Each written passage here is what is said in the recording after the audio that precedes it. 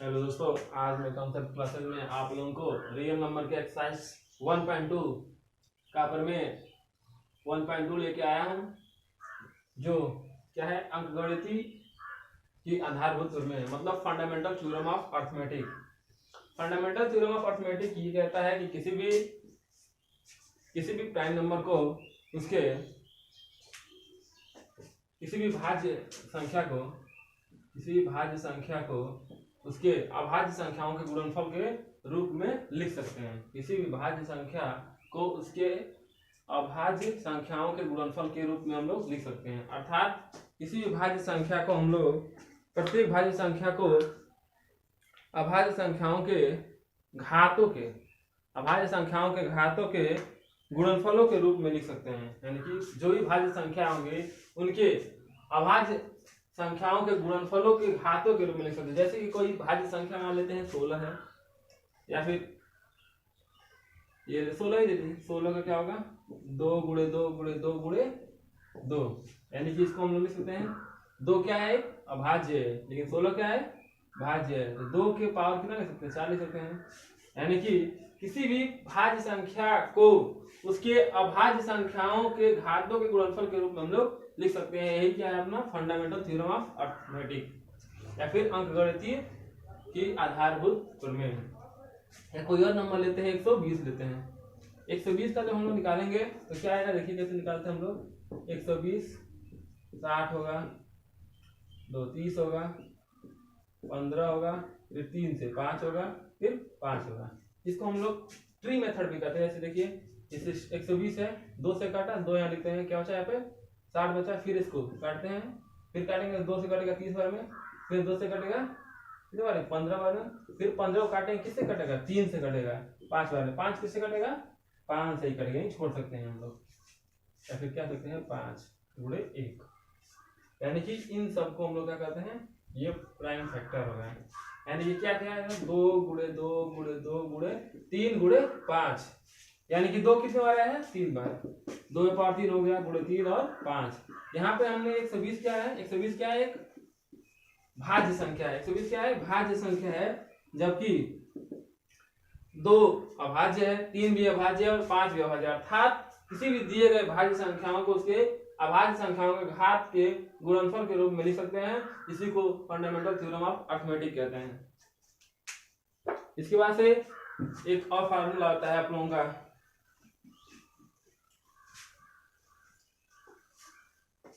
किसी भी मतलब अगर कोई नंबर हो, प्रथम नंबर 2 नंबर दिए गए हैं, 2 नंबर कोई भी 2 नंबर दिया गया है, इनका एचसीएफ दिया हो और एलसीएम पूछ रहा हो, इन दोनों में रिलेशन क्या होता है, इस तरह से होता है पहला नंबर गुणे दूसरा नंबर बराबर लसअ गुणे मसअ।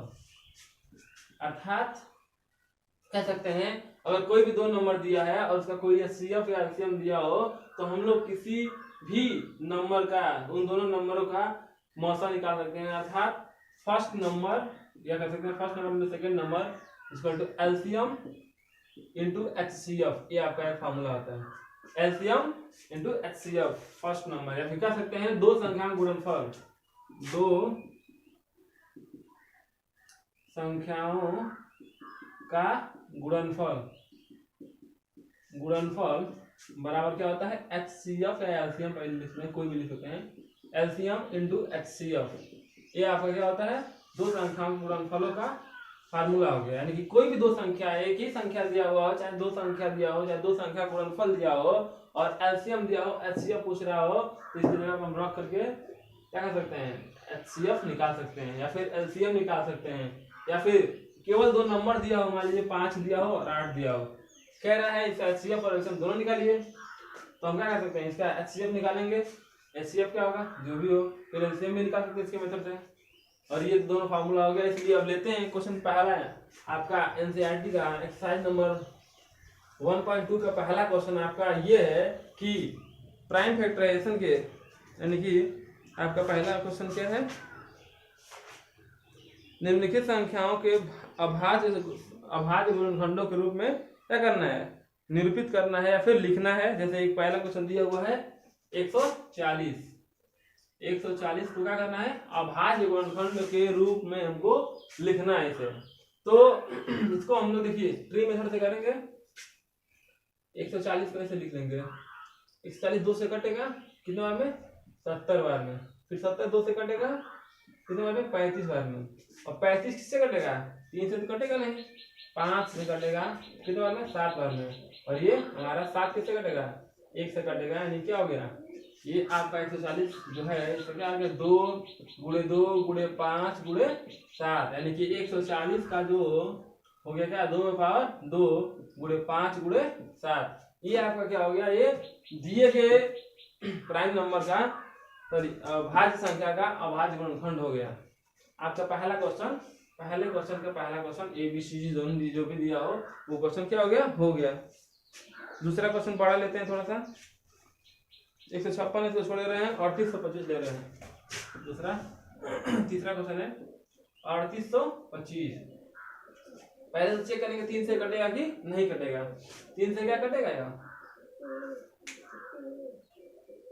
कटेगा 3 से, नहीं कैसे कटता है। 3 से चेक करने के लिए क्या करते हैं हम लोग, इन सबको ऐड करते हैं। 3 + 8 + 2 आउटलाइन है 10 8 18 होगा। 18 का 3 से कटता है तो ये संख्या जो है 3 से कट जाएगा। 18 2 से तो कटेगा नहीं, क्योंकि क्या है लास्ट डिजिट क्या है, प्राइम नंबर नहीं है। ठीक है, यानी क्या 3825 को 2 से हम काटेंगे, 3 से काटेंगे। 3 एकम 3, 3 दूना 6, कितना बचेगा, 2 बचेगा। 3 7 21, 3 5 15। अभी भी क्या सकता है 3 से कटेगा, क्योंकि 7 3 10 5 15, 15 3 से कटता है, इसलिए 3 से अब कटेगा। 3 चौका 12, ठीक खत्म हो गया। 3 दूना 6, 3 5 15, कट गया। 6 5 11, कट नहीं सकता है, अब कन्फर्म है देख ले। 3 चौका 12, 3 दूना 6, 1 बचे 3 15। अब किससे कटेगा, 5 से कटेगा। 5 8 40, 5 5 25, फिर 5 से कटेगा क्योंकि 5 लास्ट में है। 17 5 एकम 5, 5 7 25, 17 85, और क्या होगा 17 से कट जाएगा। यानी कि 3825 को हम क्या लिख सकते हैं, 3 गुणे 3 गुणे 5 गुणे 5 गुणे 17, यानी कि 3 की पावर 3 सॉरी 2, 3 की पावर 2 और 5 की पावर 2 गुणे 17। ये तो हमारा दिए हुए नंबर का क्या हो गया, दिए गए भाज्य संख्या का अभाज्य गुणनखंडों का क्या हो गया, रूप में। दिए गए भाज्य संख्या को अभाज्य संख्याओं के गुणनखंडों के रूप में हमने क्या कर दिया, व्यक्त कर दिया। अब आते हैं क्वेश्चन नंबर 2 पे।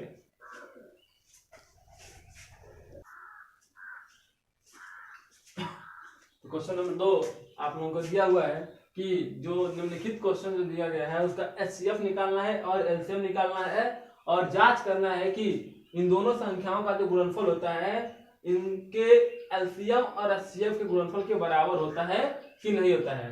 एक बार क्वेश्चन रिपीट कर रहे हैं। दिए गए संख्या का HCF और LCM ज्ञात कीजिए तथा ये भी जांच कीजिए कि इन दोनों संख्याओं का गुणनफल LCM और HCF के गुणनफल के बराबर है कि नहीं। तो स्टार्ट करते हैं पहले क्वेश्चन के लिए।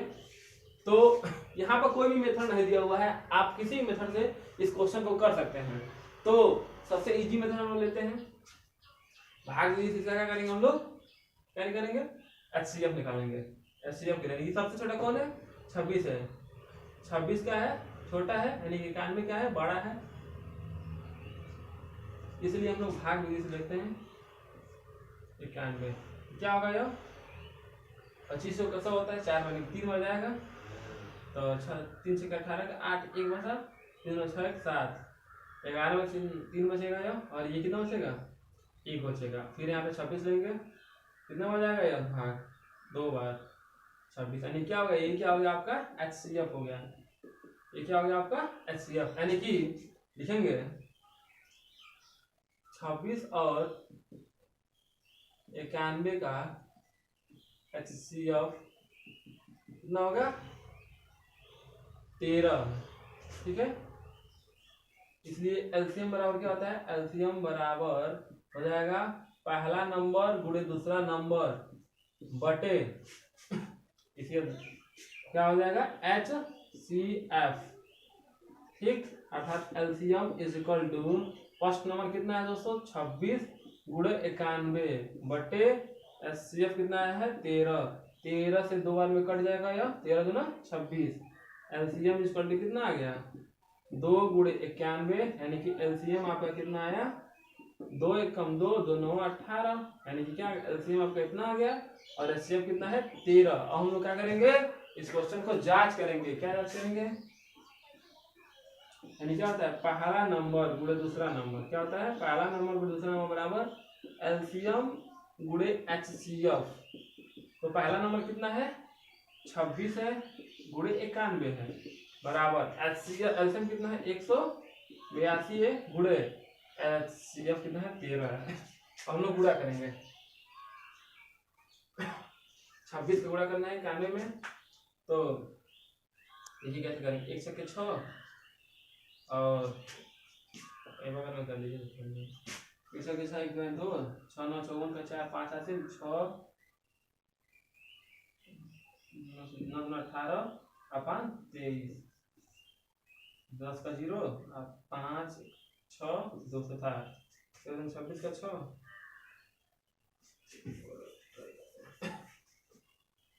यहाँ पे लीजिए 91 और 26 6 कम 6 6 9 54 2 कम 2 2 9 18, ठीक है 6 6 3 और 2 कितना आया फिर 182 गुणे 13 13 26 का 6 2 8 13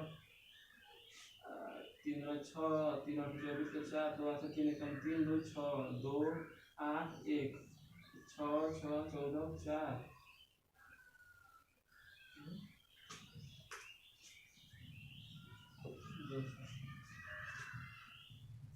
2 18 6 कम 6 6 54 13 3 गुना 6 3 8 24 4 3 कम 3 3 गुना 6 3 24 के 4 2 3 कम 3 2 5, यानी कि क्या हो गया 23 66 बराबर 23 66, यानी कि क्या होगा इसका गुणनफल क्या आ रहा है दोनों बराबर आ रहा है, तब क्या है ये सही है। अब आते हैं अगले क्वेश्चन में। दूसरा क्वेश्चन भी ऐसे ही है, क्या करेंगे हम लोग इसको हम लोग अभाज्य गुणनखंड विधि से भी इस क्वेश्चन को भी लगा सकते थे। कैसे, क्योंकि इसका निकालते हैं और इसका निकालते हैं, इजी मेथड ले लीजिए फिर से, इससे इसका तो बड़ा हो जाएगा, चलिए इसको ही ले लेते हैं अभाज्य गुणनखंड। 510 2 से कटेगा 2 दूना 4 1 बचेगा 2 बचे 10 फिर 1 बचे 2 बचे 10, फिर लास्ट में 5 आ गया 2 से नहीं कटेगा, अब 5 आ जाता है चेक करते हैं 3 से कटता है कि नहीं कटता है, तो 5 5 10 दोबारा नहीं 3 से कटेगा 3 8 24 3 बचे 15, फिर अब 3 से नहीं कटेगा क्योंकि 8 और 5 जोड़ोगे तो 8 13 हो जाएगा, यानी 5 17 5 85 होता है, यानी 17। ये 92 देखिए आप 92 को कैसे काटते हैं हम लोग, 2 से काटेंगे 2 चौके 8 होगा, 1 बचेगा 2 चौके 12, फिर 2 से कटेगा 23 2 46 होता है, ठीक है ना, 2 से 300 फिर 23 से ही कटेगा, ठीक, यानी कि 510 और 92 को लिख लेंगे 2 गुणे 3 गुणे 5 गुणे 17 बराबर क्या होगा 2 गुणे 2 गुणे 23, यानी कि इसमें से जो बस कॉमन है उसी को ले लेंगे, क्या हो जाएगा एचसीएफ हो जाएगा, यानी एचसीएफ के लिए क्या एचसीएफ 2 ही होगा बस, उसके बाद से कोई भी एचसीएफ नहीं होता है। अब क्या एलसीएम के लिए क्या हो जाएगा, ये तो 2 रहेगा ही रहेगा, फिर जो बच गया सबको ले लेते हैं 3 गुणे 5 गुणे 17 गुणे 2 गुणे 23, इसका गुणा कर लेंगे तो क्या मिल जाएगा हमको एलसीएम मिल जाएगा, और एलसीएम मिल जाएगा तो हम लोग चेक भी कर सकते हैं, कैसे इन दोनों का गुणनफल बराबर एलसीएफ इंटू एलसीएम। अब आते हैं क्वेश्चन नंबर 3 पर।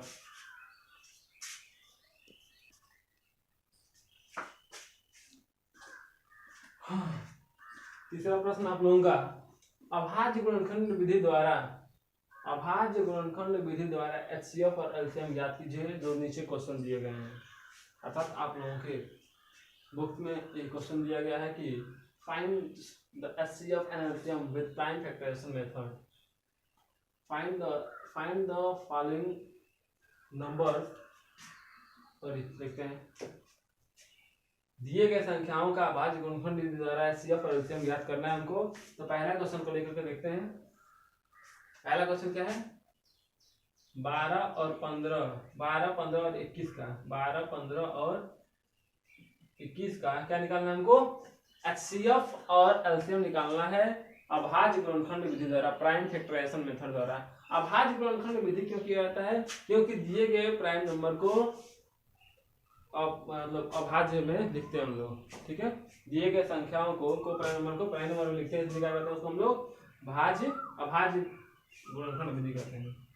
इसलिए 12 को निकालेंगे हम लोग, 12 2 से कटेगा 6 बार में, फिर 2 से 3 बार में, फिर 3 से 1 बार में, ये आपका हो गया। फिर 15 को निकालेंगे, 15 आपका 3 से कटेगा 5 बार में, फिर 5 से कटेगा 1 बार में। 21 लेते हैं, 21 2 से नहीं कटेगा तो 3 से चेक करेंगे, 3 से कटेगा कितने बार में? 7 बार में। 7 केवल और केवल 7 से कटता है। अब आते हैं हम लोग एचसीएफ के लिए, यानी कि 12, 15 और 21, 2 गुणे 2 गुणे 3, फिर 3 गुणे 5, फिर 3 गुणे 7।